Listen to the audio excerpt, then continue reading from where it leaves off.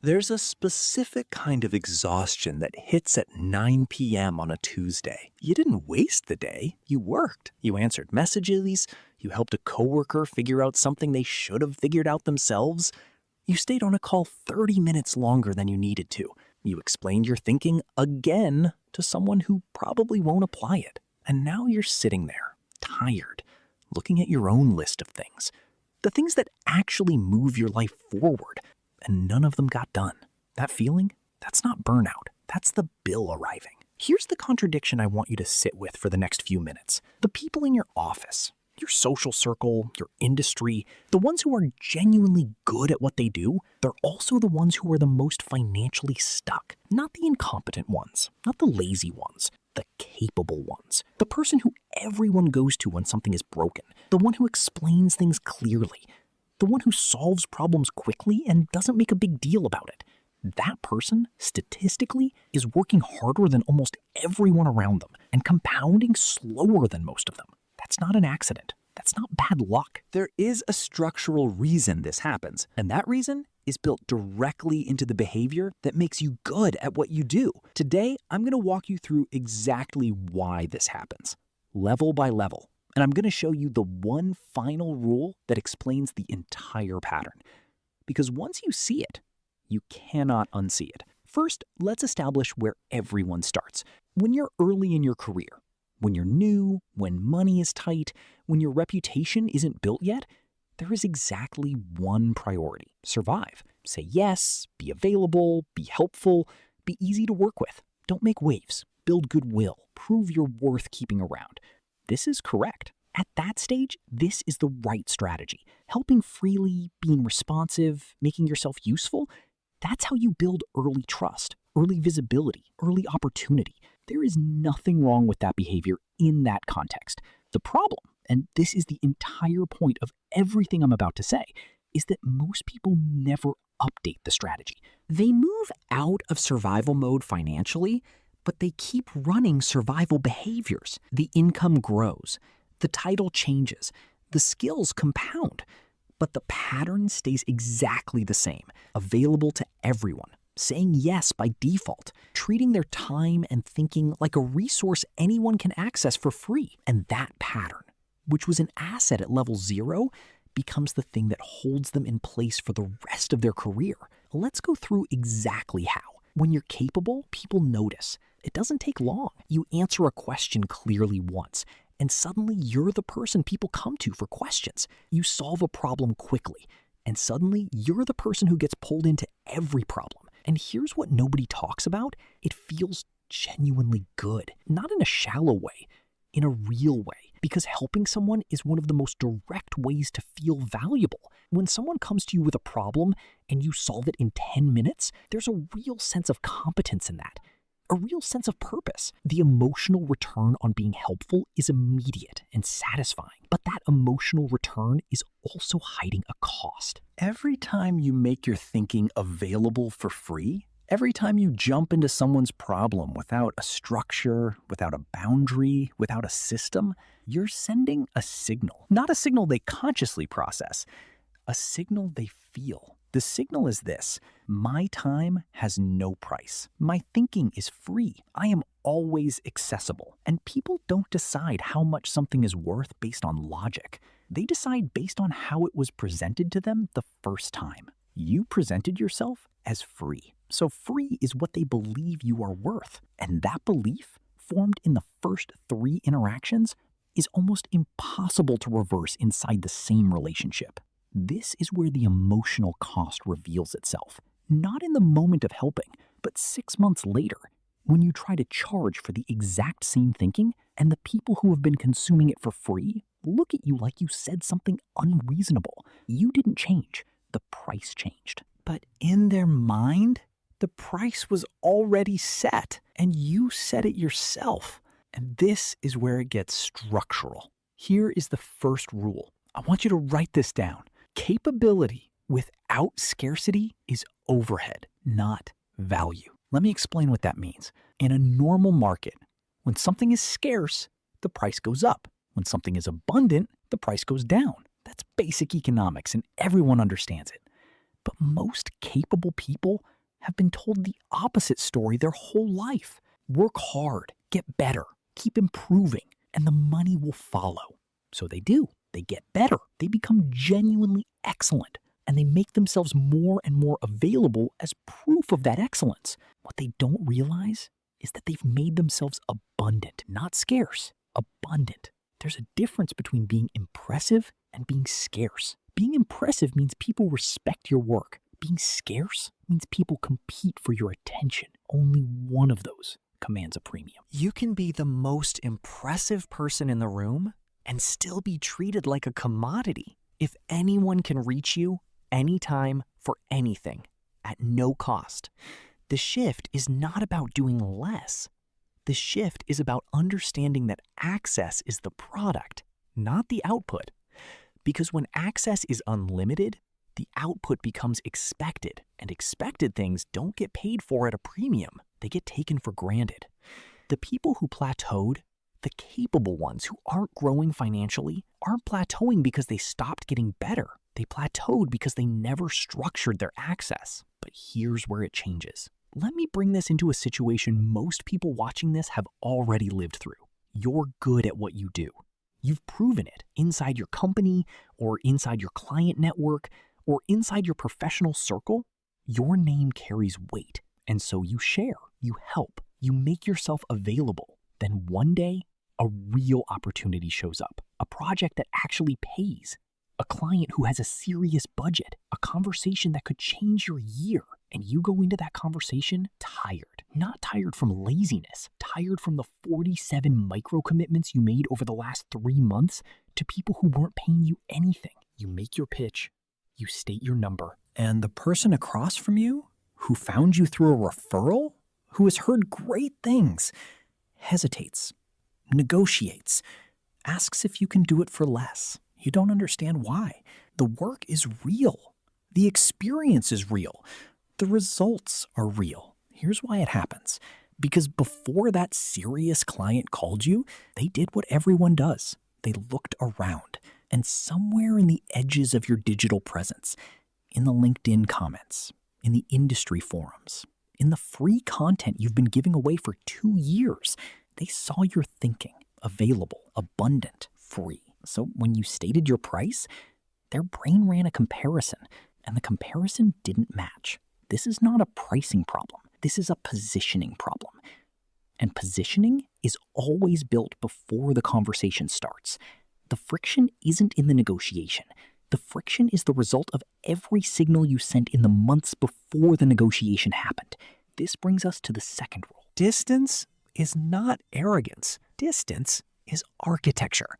The people who compound financially are not necessarily smarter than you.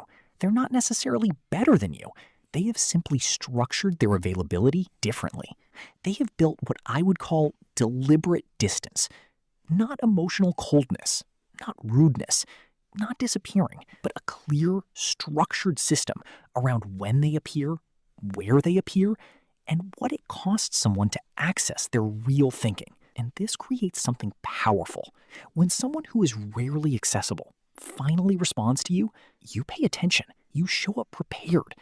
You treat that interaction as valuable because the scarcity of it signals value. Compare that to someone who is always available, always ready to jump on a call, always quick to answer any question for free. You don't prepare for those conversations. You half attend them. You don't implement what they say because you know you can always come back for more. Leverage is not something you earn. It's something you build, and you build it by making your attention something that has to be earned. This doesn't mean building walls. It means building structure. A framework instead of an open door. A process instead of a direct line. A system that filters who gets access to your real thinking and at what point in the relationship that happens. The highest earners in any field are not doing more.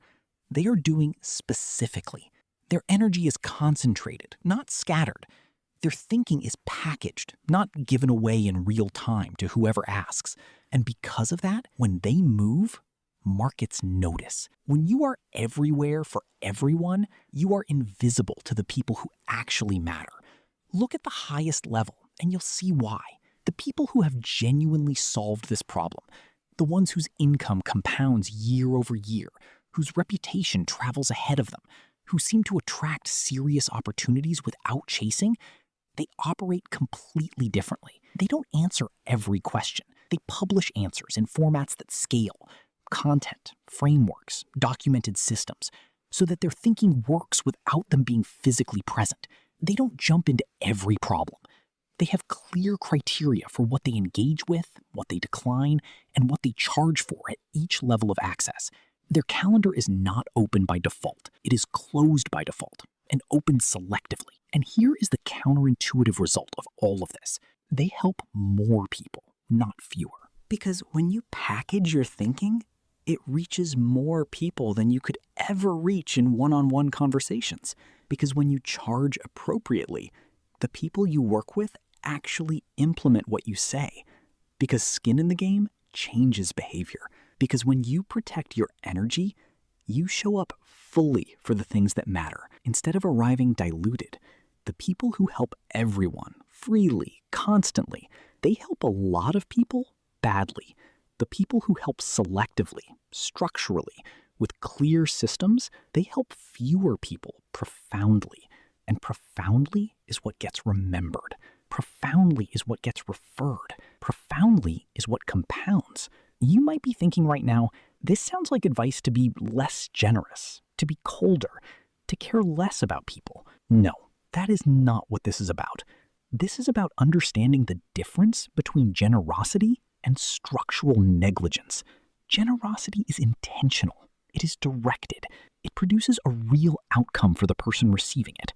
Structural negligence is saying yes to everything because you haven't built a system that makes it possible to say no, and calling it generosity to feel better about it. Real generosity requires that you have something to give.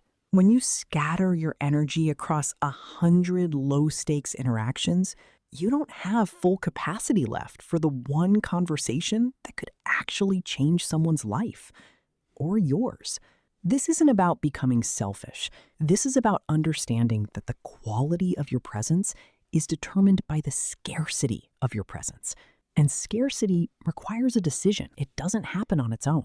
Here is the truth that the entire video has been building toward. The real reason capable people stay financially stuck is not that they lack skills. It is not that they lack work ethic. It is not that the market doesn't recognize them. The real reason is this. They have been trained by school, by family, by every professional environment they've ever been in to believe that availability is professionalism, that being reachable is responsibility, that saying yes is the same as being good at your job. And so they built an entire professional identity around accessibility. And that identity, that deeply held belief that a good professional shows up for people, is the exact thing preventing them from building the kind of leverage that produces financial independence. Because the market doesn't reward availability. The market rewards concentrated expertise, selectively accessed. Think about the professionals you pay the most. The attorney you call when something is seriously wrong. The surgeon, the consultant who has a 6-week wait. The advisor everyone recommends, but no one can get on the phone casually. You don't call them with small questions. You prepare before those calls. You listen differently. You implement what they say. Why? Because scarcity changed how you treat the interaction. Now, think about the person in your life who is always available, always helpful, always willing to spend an hour on your problems. You appreciate them. But do you pay them what their thinking is actually worth? Probably not, because the structure of the relationship told you that their time had no price. And here is the psychological cost of this that nobody talks about. The person who is always available, always helping, always giving, they eventually feel invisible. Not unappreciated exactly, just not taken seriously at the level they know they deserve. They work hard, they produce results, and they watch people with less skill and less experience move into rooms they've never been invited into. And they can't explain why. The answer is positioning, not just in marketing terms. In the structural, relational, behavioral sense, positioning is the story the market tells itself about you before you ever enter the room. And you wrote that story, one available response at a time. The good news is that stories can be rewritten.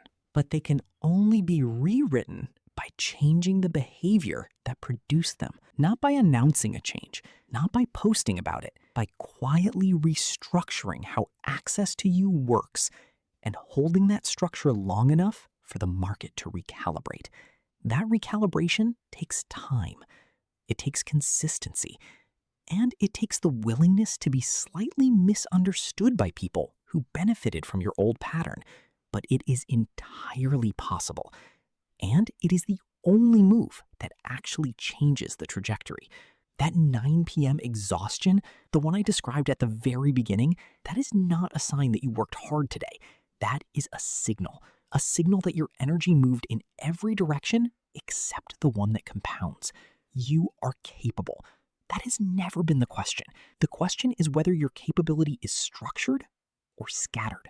The people who build real financial leverage over time are not necessarily the ones who worked the hardest. They are the ones who, at some point, made a decision, a quiet decision, to stop making their best thinking the default answer to everyone else's problems, and to start treating it as the asset it actually is. They didn't announce it. They didn't make it dramatic. They simply stopped confusing availability with value. And then they built a system, deliberately, patiently, without urgency, that made their access worth competing for. That is the move. Not motivation, not hustle, not grinding harder. Structure, scarcity, selective presence. The work doesn't change. The architecture around the work does. Build the architecture.